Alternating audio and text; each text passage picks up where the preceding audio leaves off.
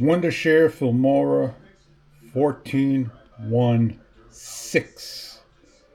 As I open up, I'm going to import my review. I'm just going to do partial. I always hit create proxy file no. I have to click off the side in order to load one at a time. This is how I do my work.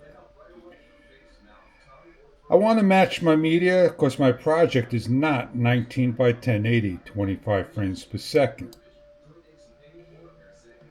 Within 30 seconds of the program, I get this flash, black flash. I'm uncertain if that is the way it is a save. I may have to revert back to 14.0.8.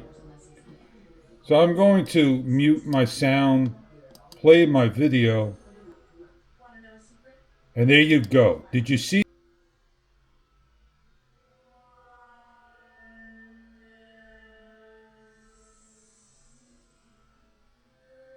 Did you see that flash?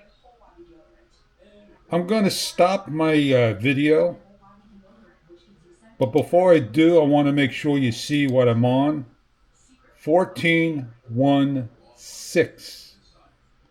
I want to downgrade to 14.0.8 and see if I get that. I go to the help, about 14.0.8.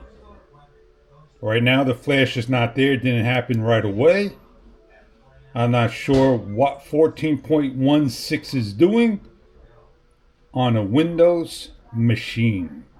Have you encountered this problem in the latest firmware and reported the issue? Or you just don't see it on your machine? Thank you.